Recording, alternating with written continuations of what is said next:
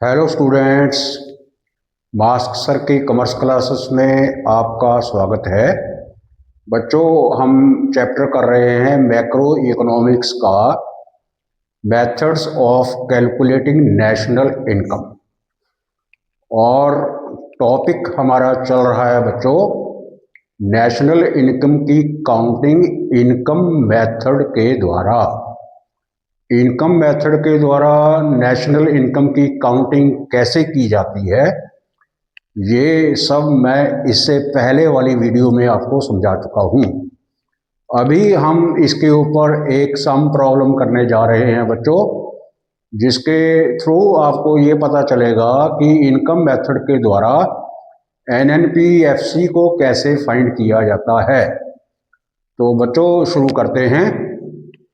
बच्चों, ये सम है कि कैलकुलेट नेशनल इनकम एनएनपीएफसी और GDP at MP, GNP at MP from the following data. आपको ये डाटा गिवन है बच्चों, इससे आपको एक तो एनएनपीएफसी, इसी को नेशनल इनकम कहा जाता है। बार बार मैं आपको समझाता हूँ बच्चों, एनएनपीएफसी ही नेशनल इनकम होती है। और जीडीपी एट एमपी फाइंड करना है। GDP at MP means gross domestic product at market prices. और जीएनपी एट एमपी फाइंड करना है। जीएनपी एट एमपी मतलब gross national product at market prices. ये तीनों चीजें हमने फाइंड करनी हैं बच्चों। ये डाटा गिवन है आपको गिवन है कंपेंसेशन ऑफ एम्प्लॉयज। ये बच्चों रुपीज इन करोड़ है। और कंपेंसेशन ऑफ एम्प्लॉयज गिवन है 100। रेंट गिवन है बच्चों 20। वेजेज इन कैश गिवन है बच्चों 35। इंटरेस्ट गिवन है बच्चों 40। प्रॉफिट गिवन है बच्चों 55। कॉर्पोरेट टैक्स गिवन है बच्चों आपको 15। Consumption of fixed capital, consumption of fixed capital को डेप्रिसिएशन कहा जाता है बच्चों। डेप्रिसिएशन का दूसरा नाम है consumption of fixed capital. Consumption of fixed capital given है बच्चों 10। नेट इनडायरेक्ट टैक्सेस हैं बच्चों 20। और net factor income from abroad है बच्चों -10। तो ये डाटा की हेल्प से हम ये तीनों चीजें फाइंड करने की कोशिश करते हैं बच्चों। NNPFC, GDP at MP, GNP at MP. तो सबसे पहले बच्चों हमको इस क्वेश्चन के अकॉर्डिंग सबसे पहले हम पी एट एफसी फाइंड करेंगे। एनडीपी एट एफसी का मतलब होता है net domestic product eight factor cost. अब क्योंकि ये डोमेस्टिक है इसलिए इसके अंदर हम net factor income from abroad plus करेंगे। और net factor income from abroad plus करके वो हमारे पास एनएनपीएफसी आ जाएगा बच्चों। एनएनपीएफसी ही हमारी नेशनल इनकम है। तो बच्चों एक बार फिर इस डाटा की हेल्प से हम सबसे पहले एनडीपी एट एफसी फाइंड करेंगे, net domestic product eight factor cost. तो एनडीपी एट एफसी फाइंड करने के बाद इसके अंदर हम net factor income from abroad plus करेंगे बच्चों। वो प्लस करने के बाद हमारे पास आएगा नेशनल इनकम। उसके बाद हम जीडीपी एट एमपी फाइंड करेंगे बच्चों और जीएनपी एट एमपी फाइंड करेंगे बच्चों। तो सबसे पहले हम फाइंड करेंगे बच्चों एनडीपी एट एफसी। तो NDP at FC net domestic product, ये डोमेस्टिक है बच्चों और नेट है। नेट का मतलब इसके अंदर डेप्रिसिएशन नहीं होती है बच्चों। और एफसी का मतलब ये होता है कि इसके अंदर नेट इनडायरेक्ट टैक्सेस नहीं होते हैं।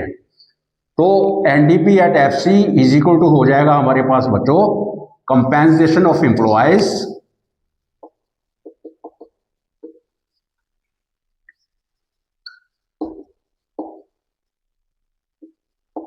प्लस हो जाएगा बच्चों रेंट और प्लस हो जाएगा बच्चों इंटरेस्ट और प्लस है बच्चों प्रॉफिट और प्लस है मिक्स्ड इनकम। ये सब करने से हमको एनडीपी एट एफसी आ जाएगा बच्चों। तो अब इसमें देखते हैं हमारे पास क्या क्या है। हमारे पास कंपेंसेशन ऑफ एम्प्लॉयज गिवन है। इसके अलावा हमको कंपेंसेशन ऑफ एम्प्लॉयज के अलावा वेजेज इन कैश गिवन है। इससे पहले वाली वीडियो में आपको समझाया था कि अगर कंपेंसेशन ऑफ एम्प्लॉयज आपको गिवन है तो सेपरेटली जो 4 चीज़ें इसके अंदर इंक्लूड होती हैं, जैसे वेजेज इन कैश है, वेजेज इन काइंड है, और पेंशन और रिटायरमेंट है, और contribution to social security schemes है, ये सेपरेटली नहीं लेना है बच्चों, क्योंकि कंपेंसेशन ऑफ एम्प्लॉयज गिवन है, इसलिए इन चीज़ों को सेपरेटली नहीं लेना है। तो कंपेंसेशन ऑफ एम्प्लॉयज हमको गिवन है बच्चों 100, तो बच्चों ये 100 हो गया। और उसके बाद है बच्चों हमारे पास रेंट, रेंट गिवन है आपको बच्चों 20। अगर ये रेंट इंटरेस्ट प्रॉफिट की बजाय अगर आपको ऑपरेटिंग सरप्लस दिया होता तो हम तीनों की जगह पर ऑपरेटिंग सरप्लस लेते, और ऑपरेटिंग सरप्लस लेने के बाद रेंट इंटरेस्ट और प्रॉफिट को सेपरेटली नहीं लिया जाता है। अगर ऑपरेटिंग सरप्लस दिया होता बच्चों इस क्वेश्चन के अंदर तो सिर्फ ऑपरेटिंग सरप्लस ही लिया जाता, क्योंकि अब इसमें ऑपरेटिंग सरप्लस नहीं गिवन है, इसलिए हम रेंट को ले रहे हैं। रेंट है 20। उसके बाद है बच्चों इंटरेस्ट, तो इंटरेस्ट है बच्चों हमारे वेजेज इन कैश को छोड़ दिया है हमने, क्योंकि वो कंपेंसेशन ऑफ एम्प्लॉयज के अंदर ऑलरेडी है। इंटरेस्ट है बच्चों 40। और उसके बाद है बच्चों प्रॉफिट, और प्रॉफिट के बारे में भी आपको समझाया हुआ है कि इसके अंदर 3 चीजें होती हैं बच्चों प्रॉफिट के अंदर। एक तो होता है कॉर्पोरेट टैक्स, एक होते हैं कॉर्पोरेट सेविंग्स, और साथ में होते हैं डिविडेंड। अब क्योंकि प्रॉफिट दिया हुआ है साथ में कॉर्पोरेट टैक्स भी दिया हुआ है, तो प्रॉफिट अगर गिवन है तो कॉर्पोरेट टैक्स को सेपरेटली नहीं लेना है। तो प्रॉफिट है बच्चों 55, ये 55। और उसके बाद बच्चों आता है मिक्स्ड इनकम, तो इस क्वेश्चन के अंदर मिक्स्ड इनकम कहीं भी नहीं है, तो उसको नहीं लेना है। तो इनको सम टोटल करेंगे बच्चों इसका 120, 160 और 215 करोड़ हुई बच्चों। ये है हमारी एनडीपी एट एफसी। अब हम फाइंड करेंगे एनएनपीएफसी, ये है नेशनल इनकम। तो ये होता है बच्चों एनडीपीएफसी प्लस में net factor income from abroad.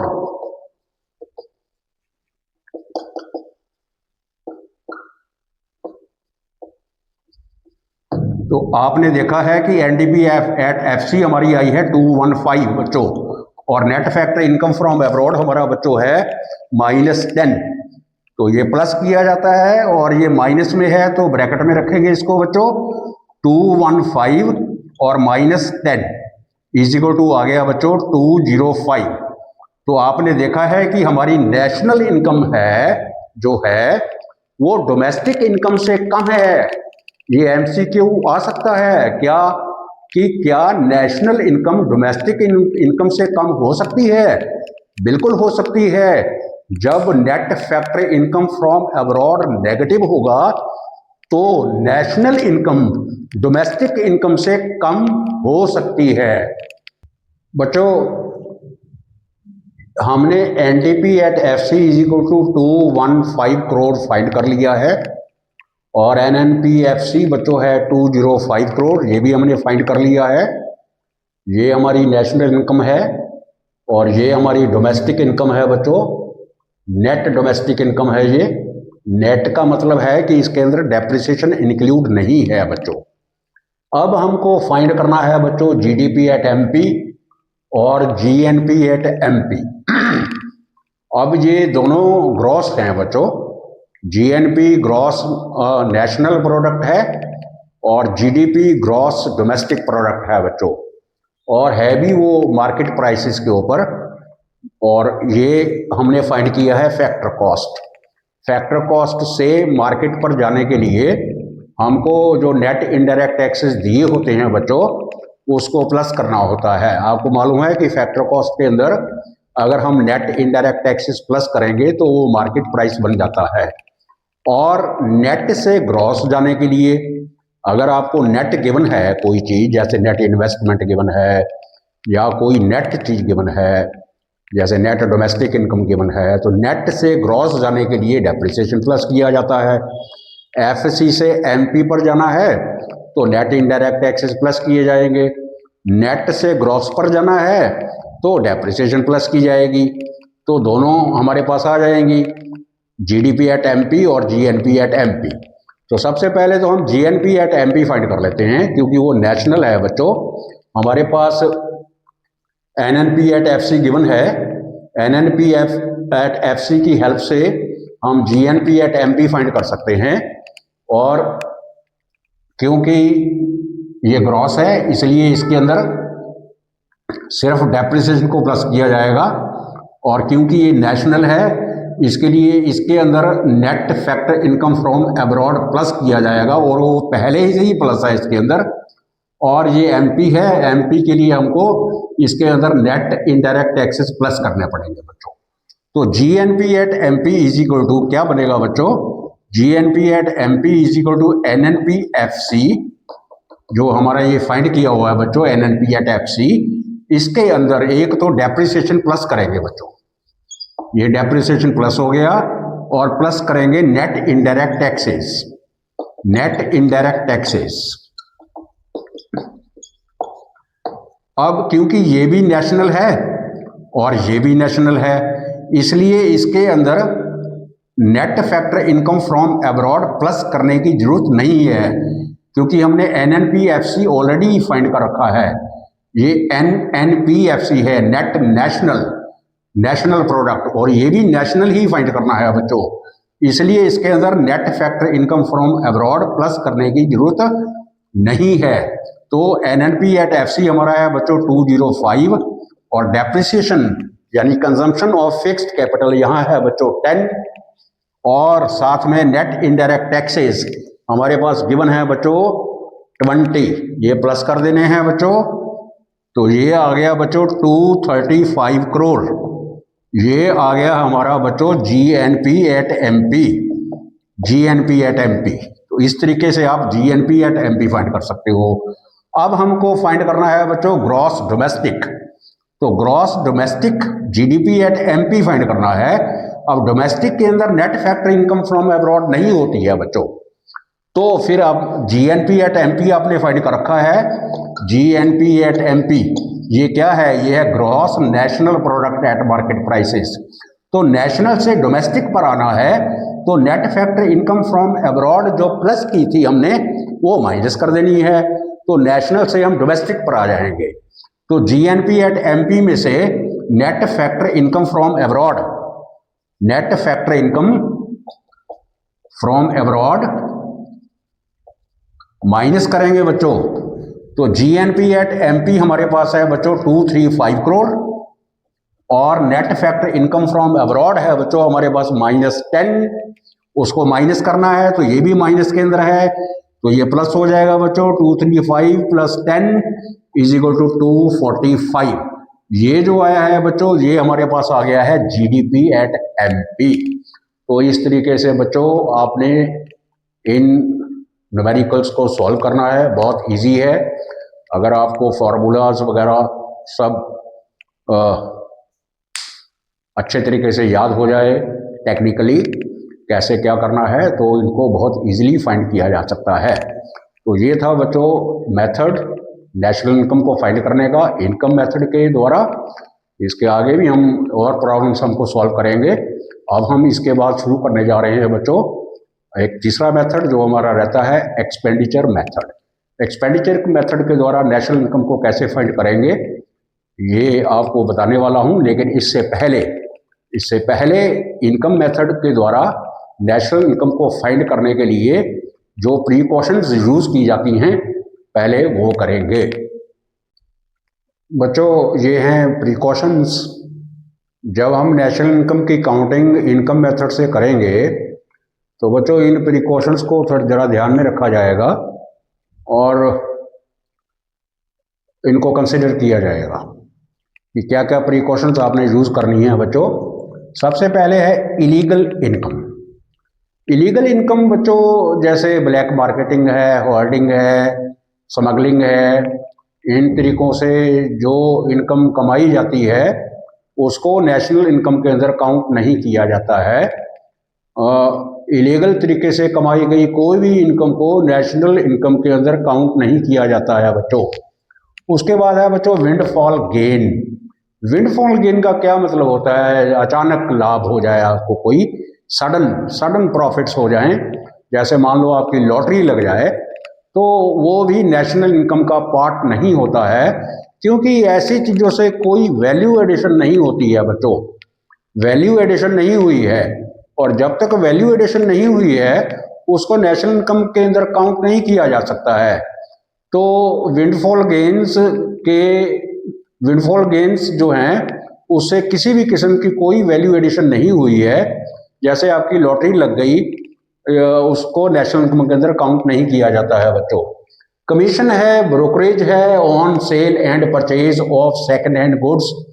ये इससे पहले वाली वीडियो में भी आपको समझाया गया है कि जब सेकंड हैंड गुड्स की सेल और परचेज की जाती है बच्चों, उसको तो नेशनल इनकम के अंदर काउंट नहीं किया जाता है, लेकिन sale and purchase of second hand goods के ऊपर जो मिलने वाली कमीशन है या ब्रोकरेज है बच्चों, उसको नेशनल इनकम के अंदर काउंट किया जाता है, क्योंकि वो एक जनरेटेड इनकम है। तो हर जनरेटेड इनकम को नेशनल इनकम के अंदर काउंट किया जाता है बच्चों। आगे है ट्रांसफर इनकम। ये भी आपको पहले समझाया जा चुका है कि ट्रांसफर इनकम क्या होती है। एक फैक्टर इनकम होती है और एक ट्रांसफर इनकम होती है। ट्रांसफर इनकम बच्चों वो होती है जिसके द्वारा कोई भी प्रोडक्टिव एक्टिविटी नहीं हुई है, तो ये सिर्फ एक हाथ से दूसरे हाथ में ट्रांसफर हो गया है पैसा। तो ट्रांसफर जो पेमेंट्स हैं या ट्रांसफर इनकम जो है वो भी नेशनल इनकम का पार्ट नहीं है, यानी नेशनल इनकम की काउंटिंग करते टाइम ट्रांसफर इनकम्स को कंसीडर नहीं किया जाता है। उसके बाद है बच्चों wages in cash, wages in kind, pension on retirement. ये सब भी नेशनल इनकम की काउंटिंग के अंदर ऐड नहीं करनी है बच्चों, क्योंकि ये सब कंपेंसेशन ऑफ एम्प्लॉयज का पार्ट हैं, और कंपेंसेशन ऑफ एम्प्लॉयज को हम ऑलरेडी नेशनल इनकम के अंदर काउंट कर चुके हैं, और इसलिए इन चीज़ों को काउंट नहीं करना है, नहीं तो डबल काउंटिंग हो जाएगी बच्चों। और उसके बाद है हमारे पास corporate savings, corporate tax, dividend. ये प्रॉफिट का पार्ट है बच्चों, क्योंकि प्रॉफिट को भी नेशनल इनकम के अंदर पहले ही काउंट किया जा चुका है, इसलिए इनको सेपरेटली नेशनल इनकम के अंदर काउंट नहीं किया जाता है बच्चों। Production for self consumption, self consumption के लिए किया गया प्रोडक्शन नेशनल इनकम के अंदर काउंट किया जाता है, क्योंकि उसकी कोई ना कोई मार्केट वैल्यू होती है बच्चों। और imputed rent of owner occupied houses को भी नेशनल इनकम के अंदर काउंट किया जाता है, क्योंकि हर हाउस की कोई ना कोई वैल्यू होती है। लेकिन सेल्फ कंजम्पशन ऑफ सर्विसेज को नेशनल इनकम के अंदर काउंट नहीं किया जाता है, क्योंकि उसकी ठीक ठीक वैल्यू पता नहीं चल पाती है, इसलिए नेशनल इनकम के अंदर काउंट नहीं की जाती हैं क्या, सेल्फ कंजम्पशन ऑफ सर्विसेज। तो आपको मालूम पड़ा बच्चों कि नेशनल इनकम फाइंड करते टाइम इनकम मेथड के द्वारा कौन कौन सी आपको प्रिकॉशंस लेनी है। तो बच्चों आप समझ गए होंगे, और इनको जरा अच्छे तरीके से याद करिए। ये पेपर के अंदर आ जाती हैं दो चार चीज़ें नीचे दी होती हैं, और पूछ लेता है वो कि बताओ इसमें से कौन कौन सा नेशनल इनकम के अंदर काउंट किया जाएगा, कौन कौन सा नहीं किया जाएगा। तो बच्चों आप ध्यान से इसको करिए और दिमाग के अंदर रखिए कि इस नेशनल इनकम की काउंटिंग करते समय इनकम मेथड के द्वारा कौन कौन सी प्रिकॉशंस यूज में लाई जाती हैं।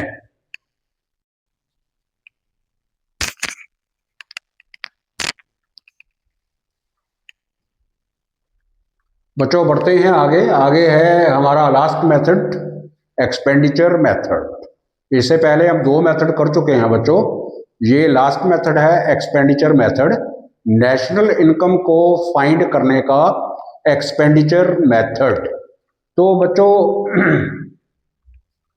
इसके अंदर एक्सपेंडिचर मेथड का मतलब ये होता है कि हमको टोटल एक्सपेंडिचर फाइंड करना है फाइनल गुड्स एंड सर्विसेज के द्वारा, सर्विसेज के ऊपर किया गया सभी सेक्टर के द्वारा। सभी सेक्टर्स ने जो हमारे सेक्टर्स हैं उन सभी सेक्टर्स ने फाइनल गुड्स एंड सर्विसेज के ऊपर जो खर्च किया है, एक्सपेंडिचर किया है, उसको फाइंड करेंगे। और फाइंड करके इससे हमको मिलने वाला है बच्चों GDP at MP, gross domestic product at market prices. ये फैक्टर कॉस्ट नहीं है बच्चों। जो भी इससे सम टोटल मिलेगा हमको, इससे उसको हम जीडीपी एट एमपी बोलेंगे। और जीडीपी एट एमपी के बाद क्या करना है आपको, ये सब मालूम हो गया है बच्चों। अब आपको प्रैक्टिस हो गई है बहुत सारी कि जीडीपी एट एमपी के बाद नेशनल इनकम फाइंड करने के लिए हमको क्या करना है। तो सबसे पहले आते हैं बच्चों प्राइवेट फाइनल कंजम्पशन एक्सपेंडिचर, इसको सी बोला जाता है बच्चों। C stands for private final consumption expenditure. तो फाइनल एक्सपेंडिचर है ये कंजम्पशन एक्सपेंडिचर, इसका मतलब फाइनल गुड्स एंड सर्विसेज के ऊपर प्राइवेट जो फाइनल कंजम्पशन एक्सपेंडिचर है। तो प्राइवेट फाइनल कंजम्पशन एक्सपेंडिचर क्या होता है, हाउस होल्ड सेक्टर के द्वारा की गई गुड्स एंड सर्विसेज कंज्यूम्ड के ऊपर होने वाला ये जो खर्च है उसको सी कहा जाता है बच्चों। तो हाउस होल्ड सेक्टर किन किन चीज़ों के ऊपर खर्च करता है ये हम पहले ही डिस्कस कर चुके हैं कि वो खर्च करता है सबसे पहले ड्यूरेबल गुड्स के ऊपर। ड्यूरेबल गुड्स को रिपीटेडली यूज करता है और उसके ऊपर एक्सपेंडिचर करता है। इसके एग्जांपल आपको पहले ही ऑलरेडी मालूम है, जैसे स्टील अलमीरा है, एसी है, फ्रिज है, कार है, इनके ऊपर वो खर्च करता है। और उसके बाद वो खर्च करता है नॉन ड्यूरेबल गुड्स के ऊपर। नॉन ड्यूरेबल गुड्स वो होती हैं बच्चों जो पेरिशेबल गुड्स होती हैं, फास्ट मूविंग कंज्यूमर गुड्स होती हैं बच्चों, इनके ऊपर वो खर्च करता है। जो रिपीटेडली यूज नहीं होती हैं, सिंगल हैंड यूज गुड्स होती हैं बच्चों, सिंगल यूज गुड्स होती हैं बच्चों, सिंगल हैंड नहीं, सिंगल यूज गुड्स होती हैं, उनके ऊपर वो एक्सपेंडिचर करता है। और फिर खर्च करता है सेमी ड्यूरेबल गुड्स के ऊपर, जो रिपीटेडली जो यूज होती हैं बच्चों और जो हाई वैल्यू की नहीं होती हैं, इनके ऊपर खर्च करता है। तो इन सबको प्लस करने पर जो आएगा वो हो जाएगा सी, यानी प्राइवेट फाइनल कंजम्पशन एक्सपेंडिचर का पता चल जाएगा बच्चों। हाउस होल्ड सेक्टर के द्वारा किया गया फाइनल गुड्स एंड सर्विसेज के ऊपर जो एक्सपेंडिचर है बच्चों, उसी को प्राइवेट फाइनल कंजम्पशन एक्सपेंडिचर कहा जाता है और उसको सी से डिनोट करना है। आगे है बच्चों गवर्नमेंट फाइनल कंजम्पशन एक्सपेंडिचर। तो गवर्नमेंट फाइनल कंजम्पशन एक्सपेंडिचर जैसे हाउस होल्ड सेक्टर खर्च करता है on the consumption of final goods and services, वैसे गवर्नमेंट सेक्टर भी तो करता है ऑन द एक्सपेंडिचर करता है on the consumption of final goods and services, जैसे डिफेंस पर्सनल के लिए और कंट्री के अंदर या एरिया के अंदर लॉ एंड ऑर्डर को मेंटेन करने के लिए खर्च करता है। तो सरकार का जो खर्च है फाइनल गुड्स एंड सर्विसेज के ऊपर उसको बच्चों जी कहा जाता है, तो वो फाइंड करना है। उसके बाद है बच्चों इन्वेस्टमेंट एक्सपेंडिचर। ये आपको मालूम है इन्वेस्टमेंट एक्सपेंडिचर कौन करता है, ये प्रोड्यूसिंग सेक्टर करता है बच्चों। किसके ऊपर करता है, ये करता है फिक्स्ड इन्वेस्टमेंट के ऊपर और इन्वेंट्री इन्वेस्टमेंट के ऊपर। फिक्स्ड इन्वेस्टमेंट और इन्वेंट्री इन्वेस्टमेंट को प्लस करेंगे तो वो बच्चों इन्वेस्टमेंट एक्सपेंडिचर बन जाएगा। और इसके अलावा हम करते हैं नेट एक्सपोर्ट्स। नेट एक्सपोर्ट्स का मतलब है रेस्ट ऑफ द वर्ल्ड के साथ हमारा गुड्स एंड सर्विसेज का आना और जाना। एक्सपोर्ट और इंपोर्ट जो होता है उसका ये डिफरेंस है। एक्सपोर्ट में से इंपोर्ट माइनस करोगे, X stands for export, M stands for import. इसका जो डिफरेंस है बच्चों वो है नेट एक्सपोर्ट्स। तो आपको पता चल गया है ये चारों चीजें। प्राइवेट फाइनल कंजम्पशन एक्सपेंडिचर क्या होता है, सी। और गवर्नमेंट फाइनल एक्सपेंडिचर क्या होता है, फाइनल कंजम्पशन एक्सपेंडिचर क्या होता है बच्चों, जी। और इन्वेस्टमेंट एक्सपेंडिचर क्या होता है बच्चों, आई। और नेट एक्सपोर्ट्स क्या होते हैं बच्चों, एक्स माइनस एम। ये चार चीजें हैं। इन चारों चीजों को प्लस करेंगे तो ये बच्चों आ जाएगा GDP at MP is equal to C plus G plus I plus X minus M. ये आ गया है जीडीपी एट एमपी बच्चों, gross domestic product at market prices. अब इसके बाद आपको क्या करना है, सब पता है। अगर ग्रॉस से नेट फाइंड करना है तो डेप्रिसिएशन माइनस करेंगे। अगर एमपी से एफसी पर जाना है तो नेट इनडायरेक्ट टैक्सेस माइनस करेंगे। और अगर डोमेस्टिक से नेशनल जाना है तो net factor income from abroad plus करेंगे। तो बच्चों ये अब आपको बहुत प्रैक्टिस हो चुका है तो अब आप जीडीपी एट एमपी से नेशनल इनकम बड़े आराम से फाइंड कर सकते हो। तो ये रहा बच्चों एक्सपेंडिचर मेथड से नेशनल इनकम फाइंड कैसे किया जाता है। और ये चार चीजें हैं, चार कंपोनेंट्स हैं इसके बच्चों। एक्सपेंडिचर मेथड के द्वारा नेशनल इनकम फाइंड करने के ये चार कंपोनेंट्स हैं बच्चों।